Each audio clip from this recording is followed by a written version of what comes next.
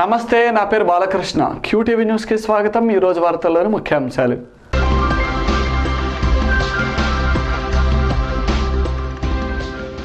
ఓటర్ల జాబితాపై అభ్యంతరాలుంటే తెలపండి. ఈ నెల 17వ తేదీలోగా చెప్పాలన్న అదనపు కమిషనర్. భోగి మంటల్లో రాష్ట్ర విభజన బిల్లు కాగితాలు. బృందావన్ గార్డెన్స్లో టీడీపీ నాయకుల నిరసన.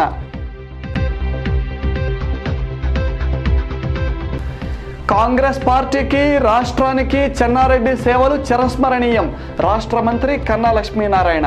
ఇప్పటికే ప్రకటించిన ఓటర్ల జాబితాపై ఎటువంటి అభ్యంతరాలున్నా ఈ నెల 17వ తేదీలోగా తమకు తెలియజేయాలని నగరపాలక సంస్థ అదనపు కమిషనర్ పులి శ్రీనివాసులు కోరారు. ఒకే కుటుంబ సభ్యుల ఓట్లు వేరువేరు వార్డుల్లోనూ డోర్ నెంబర్ల మార్పులు ఉన్నాయని వాటిని సరిచేసుకోవాలన్నారు. గుంటూరు నగరపాలక సంస్థ పరిధిలో గుంటూరు పశ్చిమ మరియు తూర్పు అసెంబ్లీ నియోజకవర్గాలు ఉన్నాయి. ఈ నియోజకవర్గాలన్నింటిలో కూడా స్పెషల్ సమ్మరీ రివిజన్ 2014లో భాగంగా మనకి ఓటర్ల జాబితాలు సవరణ అనేది జరుగుతుంది. ఈ సవరణ ప్రక్రియకు సంబంధించి ఎలక్షన్ కమిషన్ ఆఫ్ ఇండియా యొక్క గైడ్లైన్స్ ప్రకారం ఈరోజు పొలిటికల్ పార్టీస్తో అన్ని రికగ్నైజ్డ్ పొలిటికల్ పార్టీస్తో ఈరోజు ఒక మీటింగ్ పెట్టాము.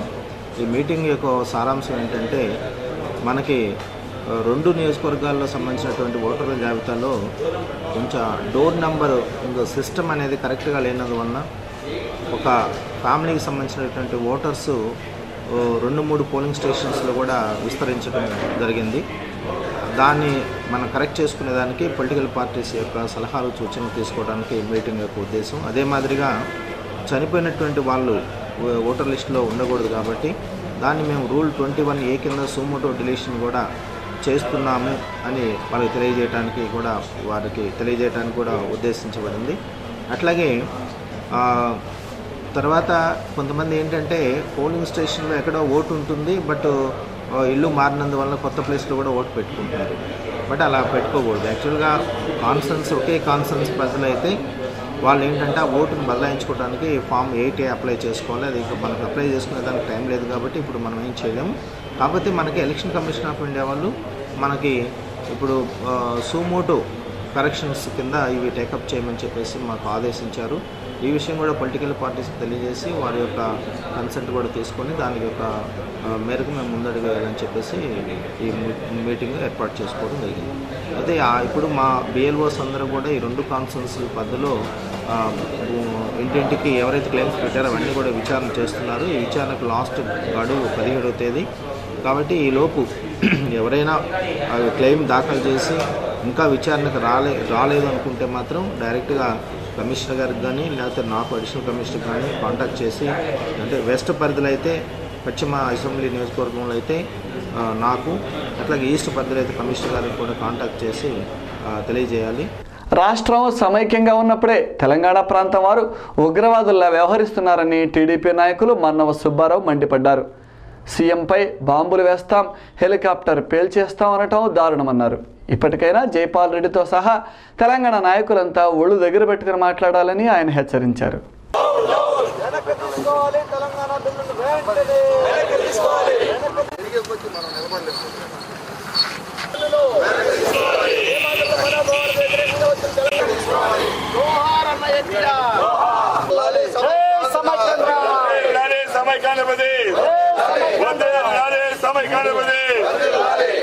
తీసుకోవాలి టీపీలని సమైక్యాన్ని నశించాలి. విభజనవాదం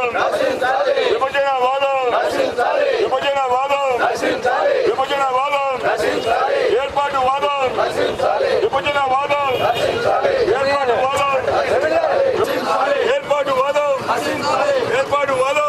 సమైక్యాన్ని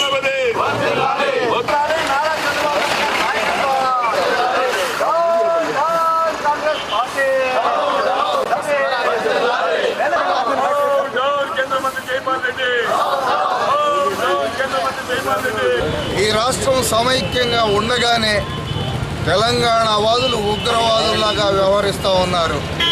శాసనసభలో శాసనసభ్యులకు సైతం రక్షణ లేకుండా పోయింది. సాక్షాత్ ఈ రాష్ట్రం ముఖ్యమంత్రిపై బాంబులేస్తాం, ఆయన హెలికాప్టర్ పేల్చేస్తామని విధంగా మాట్లాడుతూ ఉన్నారు. ఇంకొక వైపు కేంద్ర మంత్రి జైపాల్ రెడ్డి గారు సైతం తన యొక్క విఘ్నతను కోల్పోయి అసహనంతో మతి భ్రమించి ఇక్కడ ఉన్న వాళ్ళని అవమానకరంగా మాట్లాడుతూ ఉన్నారు. ఈ విధంగా రాష్ట్ర విభజన జరగకముందే వాళ్ళ ప్రవర్తన ఇట్లా ఉంటే రేపు రాష్ట్ర విభజన జరిగితే అక్కడ ఉన్న తెలుగు వారికి ఏమాత్రం కూడా రక్షణ ఉండదు. కాబట్టి తక్షణం ఈ రాష్ట్ర విభజన ఆపండి. దాదాపుగా 5-6 నెలలు బట్టి ఈ ప్రాంత ప్రజలు పెద్ద ఎత్తున ఉద్యమాలు, ఆందోళన కార్యక్రమాలు, నిరసనలు తెలియజేస్తున్నప్పటికి కూడా ఈ ప్రాంత ప్రజల యొక్క మనోభావాలను గుర్తించకుండా, గౌరవించకుండా మేము మూర్ఖంగా, మొండిగా మేము పట్టిన కుందేటికి మూడే కాళ్ళు అనే విధంగా సోనియా గాంధీ ఈ రాష్ట్రాన్ని విభజించి తీరుతామని చెప్పడాన్ని నిరసిస్తూ ఈరోజు తెలంగాణ బిల్లును భోగి మండలిలో వేసి తగలబెట్టడం జరిగింది. రాష్ట్రానికి కాంగ్రెస్ పార్టీకి మాజీ ముఖ్యమంత్రి మర్రి చెన్నారెడ్డి చేసిన సేవలు చిరస్మరణీయమని రాష్ట్ర మంత్రి కన్నా లక్ష్మీనారాయణ అన్నారు. ఆయన 95వ జయంతి సందర్భంగా ఆత్మకు శాంతి చేకూరాలని కన్నా చెప్పారు.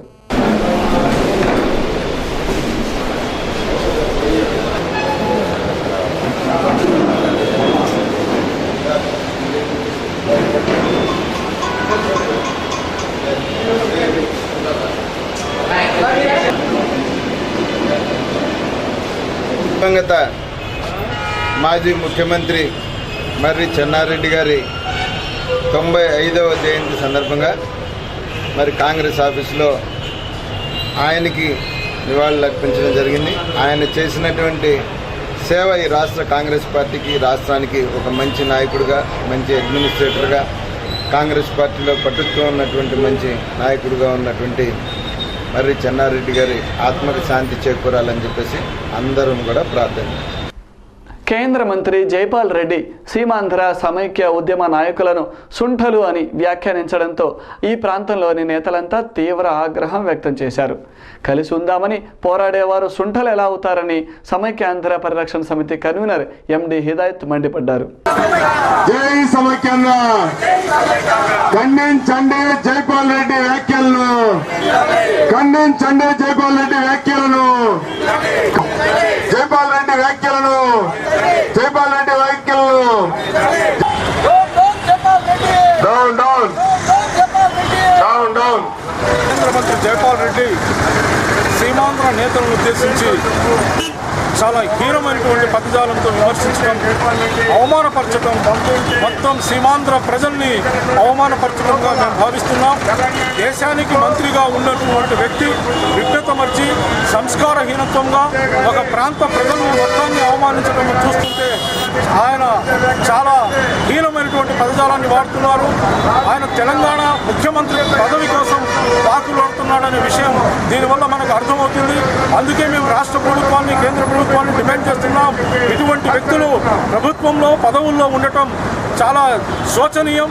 వెంటనే జైపాల్ రెడ్డిని అరెస్ట్ చేయాలని, జైపాల్ రెడ్డి మీద చట్టపరమైన చర్యలు తీసుకోవాలని మేము డిమాండ్ చేస్తున్నాం. నగర శివారు ప్రాంతాలలో నివాసం ఉంటున్న కాలనీల వారికి మౌలిక సదుపాయాలు కల్పించాలని ఆల్ ఇండియా ప్రోగ్రెసివ్ ఫోరం నాయకులు హనుమంతరెడ్డి డిమాండ్ చేశారు. సంవత్సరాల తరబడి కాలనీలలో ఉంటున్న అధికారులు సౌకర్యాల కల్పనలో తీవ్ర నిర్లక్ష్యం వహిస్తున్నారని ఆయన విమర్శించారు. వాళ్ళ సొంతానికి, వాళ్ళ కాంట్రాక్టర్లకు ఎన్నిక సందర్భంలో వాళ్ళ నుంచి దానివల్ల జనాల ఆరోగ్యం చెడిపోతుంది.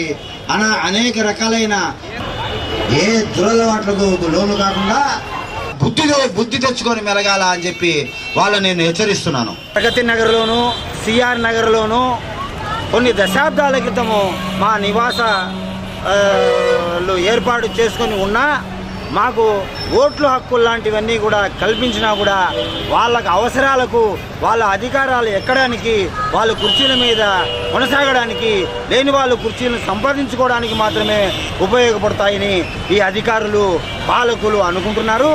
అలా కాదు, మాకు కావాల్సిన సౌకర్యాలన్నింటినీ ఏర్పాటు చేయాలని, త్రాగునీటి సౌకర్యం, రోడ్ల సౌకర్యం, డ్రైనేజ్ సౌకర్యం, ఆరోగ్య సౌకర్యాలు, ఆసుపత్రులు ఇవన్నీ కూడా మాకు ఏర్పాటు చేయాలని మేము ఈ నిరసన కార్యక్రమాన్ని, నిరాహార దీక్షను చేపట్టాం. ఈరోజు 6వ రోజుకు చేరింది. మీరు డబ్బులు లేవు అని అంటున్నారు. మీ దగ్గర అవినీతిని కనీసం 1% తగ్గించుకున్నా మాకు సౌకర్యాలు ఏర్పాటు చేయొచ్చునని చెప్పి మీకు మేము హెచ్చరిస్తున్నాం. అంతేకాకుండా ఈ గుంటూరు నగరంలో నాసిరకంగా వేసిన రోడ్ల ద్వారా, కాంట్రాక్టర్ల ద్వారా మీరు సంపాదించుకున్న సంపాదనను ఏ కొద్ది మాత్రం సంపాదించుకున్నా సరే మాకు సౌకర్యాలు ఏర్పాటు చేయడానికి ఉపయోగపడుతుందని చెప్తున్నాం. అన్యాయకాంతంగా అక్రమంగా ఈ గుంటూరు పట్టణంలో సిటీ బస్సులు కానీ, కళాశాలలకు సంబంధించిన బస్సులు కానీ, తర్వాత అనేక రకాలైన అక్రమ వాహనాలను నిలుపుతున్న వాటికి నామమాత్రపు శిస్తు వసూలు చేసినా కూడా ఆ డబ్బుతో మాకు సౌకర్యాలు ఏర్పాటు చేయడానికి అవకాశం ఉందని కోరుకుంటున్నాం. అలాగే ఈ రాష్ట్రంలోనే కాకుండా, దేశంలోనే కాకుండా మా గుంటూరు నగరంలోనే బల్లుల్లాగా, నల్లుల్లాగా అనారోగ్యం మాకు కలిగినప్పుడు మమ్మల్ని దోచుకుంటున్న డాక్టర్ల ఆవరణల్లో వాళ్లకు అదనంగా కనీసం వాళ్ళ సంపాదనలో 60% వాళ్ళ దగ్గర నుండి అదనంగా వసూలు చేసిన మాకు అన్ని సౌకర్యాలను ఏర్పాటు చేయవచ్చునని మేము కోరుకుంటున్నాం. గుంటూరు తాలూకా సెంటర్లో సోమవారం సమైక్య ఆంధ్రను కాంక్షిస్తూ పోస్టు కార్డుల ఉద్యమం కొనసాగింది. నగర ప్రజల చేత రాష్ట్రం సమైక్యంగా ఉండాలని కోరుతూ నాయకులు పోస్టు కార్డులు రాయిస్తున్నారు. రాష్ట్రపతి, సుప్రీంకోర్టు ప్రధాన న్యాయమూర్తులకు ఈ కార్డులు వెళ్తాయి. సమైక్య ఆంధ్ర నాయకులు అన్ని విధాలా ఉద్యమాలు చేస్తున్నారు.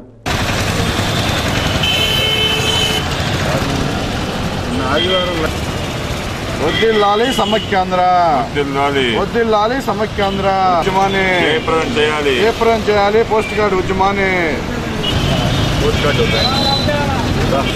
వద్దిల్లాలి సమైక్యాంధ్రప్రదేశ్, జయప్రదం చేయండి పోస్ట్ కార్డు ఉద్యమాన్ని. గుంటూరు నగరంలో పోస్ట్ కార్డు ఉద్యమం జరుగుతుంది. అట్లానే రాష్ట్రపతి గారికి, సుప్రీంకోర్టు జస్టిస్ గారికి, గుంటూరు నగర ప్రజలు మొత్తం యావత్తు ఈ రాష్ట్రం సమైక్యంగా ఉండాలి, ఈ రాష్ట్రం విభజన చేయొద్దు అని చెప్పేసి గుంటూరు నగర ప్రజలు మొత్తం పోస్ట్ కార్డు ఉద్యమం ద్వారా తమ మనోభావాల్ని రాష్ట్రపతి గారికి, సుప్రీంకోర్టు జస్టిస్ గారికి తెలియజేయడం అయింది. ఇప్పటికైనా కేంద్రంలో ఉన్న కేంద్ర మంత్రులారా, సీమాంధ్ర కేంద్ర మంత్రులారా, ఇంతమంది ప్రజలు ముక్త కంఠంతో ఈ రాష్ట్ర విభజన జరగకూడదని ముక్త కంఠంతో కోరుకుంటే మీరు మాత్రం 3 నెలల్లో ఉండే పదవి కోసం మీరు ఎంత పాకులాడుతున్నారు. ప్రజల మనోభావాలు కూడా అంతే ముఖ్యం. దయచేసి ఇప్పటికైనా అర్థం చేసుకోండి. నిన్న జైపాల్ రెడ్డి సీమాంధ్ర ప్రజల్ని చాలా దారుణంగా మాట్లాడటం చాలా బాధాకరమైన విషయం. చాలా సొంటలని, మరీ ఘోరాతి ఘోరంగా సీమాంధ్ర ప్రజలు నీకేం అన్యాయం చేశారు, నీవు మానసిక వికలాంగుడు అయినా కేంద్ర మంత్రి అయి ఉండి ఈ మాటలు మాట్లాడటం చాలా బాధాకరమైన విషయం. కేంద్ర మంత్రి హోదాలో భారతదేశం మొత్తానికి నువ్వు కేంద్ర మంత్రివి, ఒక్క తెలంగాణకే మంత్రివి కాదు, అది గుర్తుపెట్టుకో. QTV న్యూస్లో ఇప్పుడు ఒక విరామం.